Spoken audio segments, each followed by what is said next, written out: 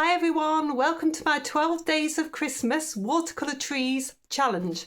Today we are on to day 5 and we are going to do this winter trees snow scene. Okay, so I've got a little bit of Saunders Waterford. It's cotton paper, £140. It's 5 inches by 7 inches. So you can use whatever paper you like. It doesn't have to be this one. We're going to start today with a little bit of a sky.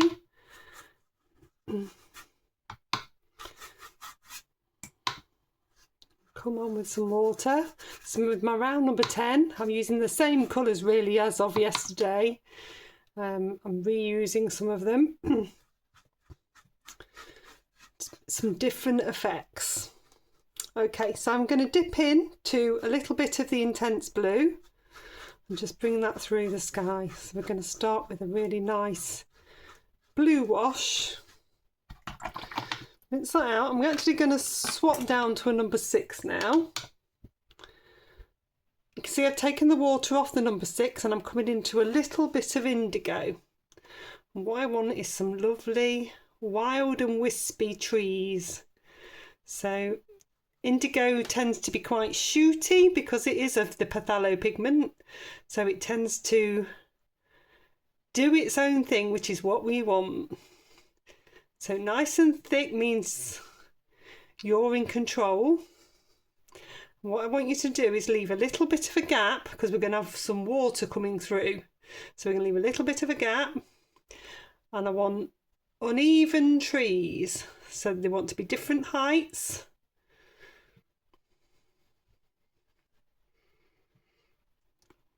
See how I'm using the brush upright? So I'm using the tip of the brush to push that paint upwards and create that lovely wild effect. And then the shooting of the paint will do some of it as well. So I'm just checking that I'm happy with this side as well. Get a nice dark edge. That's working really nicely. You can tilt a little bit and let it run up a little bit as well. That works quite nicely as well. Just giving it somewhere to run and giving it more of that sort of misty effect. Okay, that's looking really nice. I'll dry that one off. Okay, so that's lovely and dry. I'm going to pick up my round number 10 again and I'm going to create some water. So if I just dab in a little bit so you can see what I'm doing.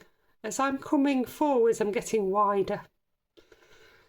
So I'm going to get a really nice sense of perspective as this tapers away.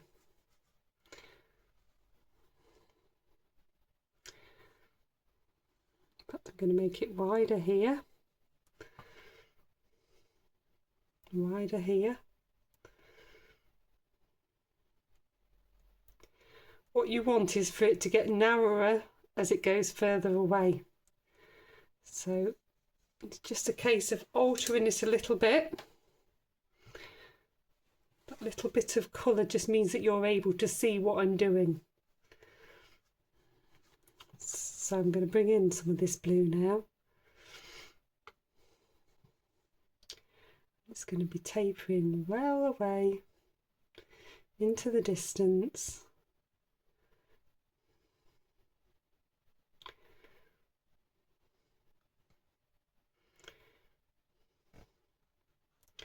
If you can get a few horizontal strokes in, that helps to make it feel like it's a surface.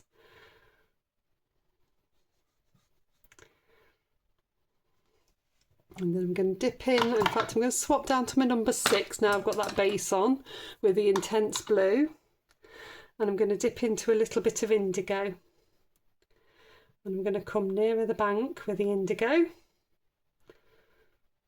and create a really nice edge.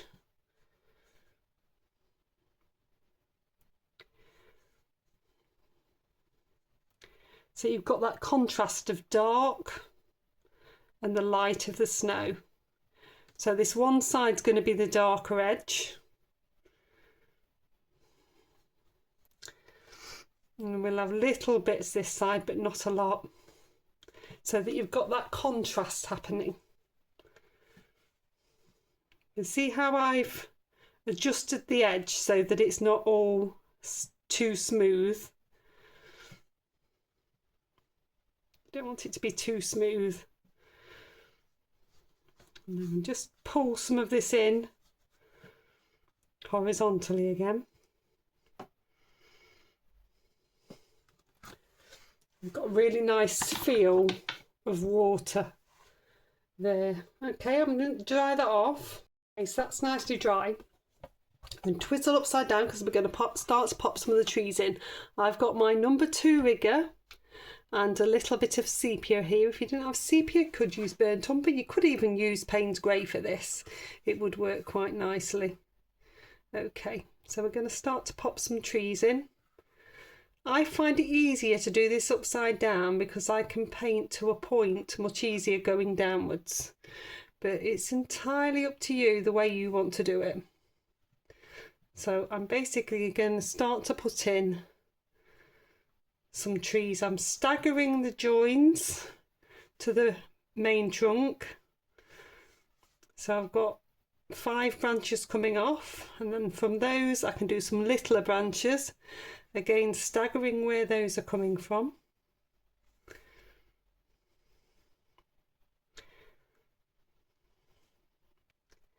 And your tree starts to form.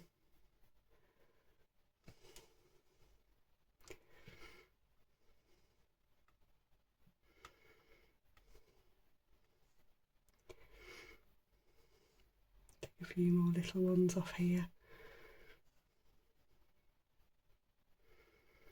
Quite nice to have a few little wispy bits at the bottom. Take this a bit further this way.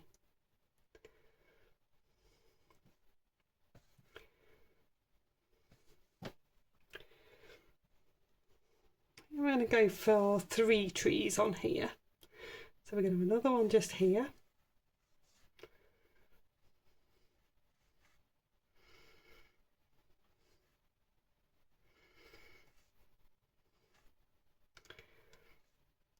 Similar sort of process. You can just build it out.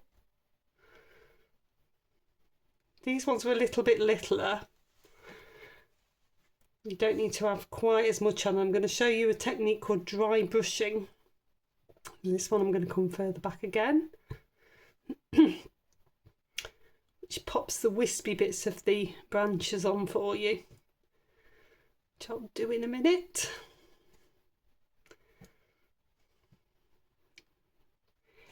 A few wispy bits at the bottom of each of these trees.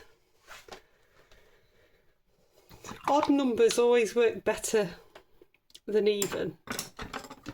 So if I twizzle back round this way, I'm going to take my round number 6. I've wet it with clean water, I've dabbed it off. So the first thing I'm going to do is just touch the bottom of each of these trees and just ground them in. So that has just softened each of those in a little bit.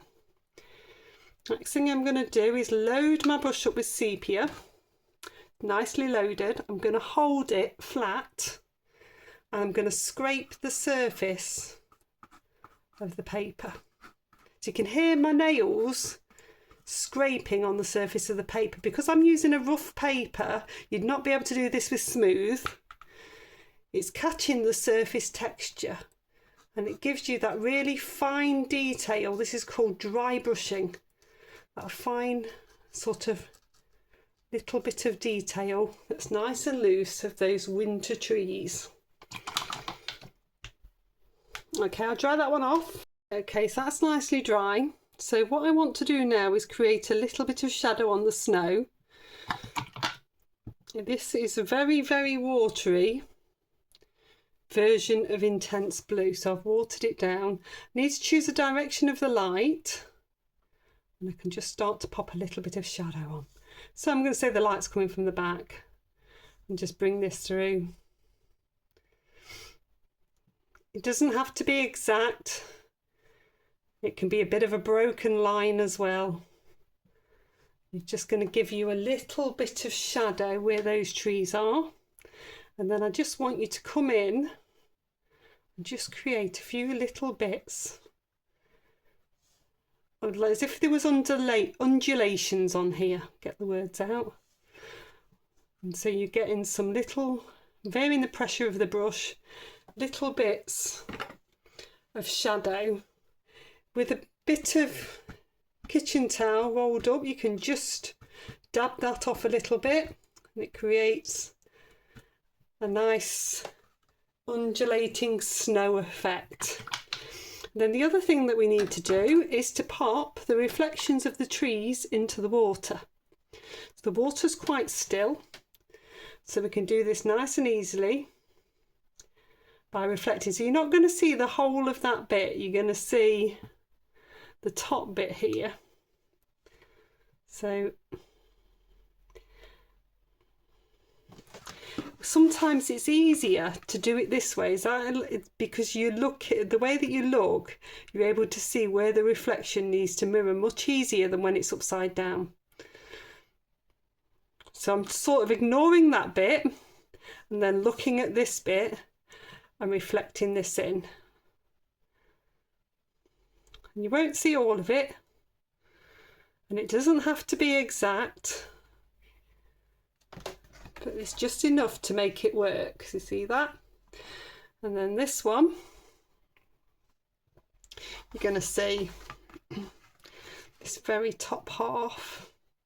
So we're going to just reflect in a little bit of these branches, and a little bit of the tree up here. We should be able to do a bit of the dry brushing, and that will work quite nicely.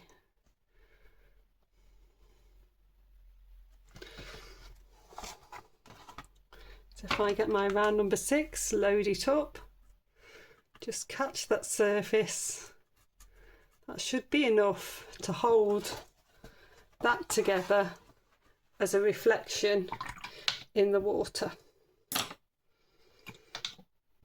So the other thing you can do this with the round number 6 or a flat. It's slightly easier with a flat. So I'm going to take the water, I'm rinsing it and just taking all the water off the flat on the kitchen towel. Then I'm just going to come through those wet areas. So it's basically dragging the colour a little bit, keeping the brush horizontal, and just giving a surface to the water. Okay, I'll dry that one off. Okay, so what you need now is a little bit of white highlights. I am going to use a white gel pen. I'll link these in the description.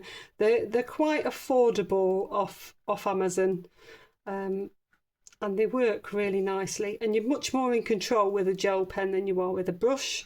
So I'm going to come through and create some horizontal lines. So I'm always working horizontally.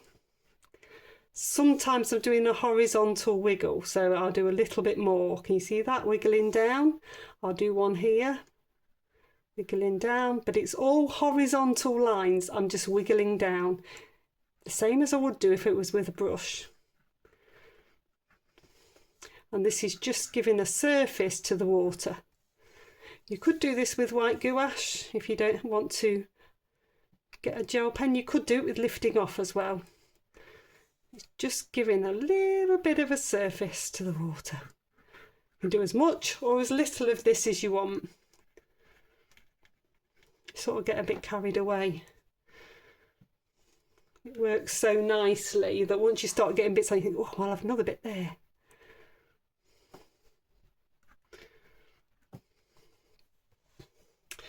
You can take a few little bits of frostiness into the trees.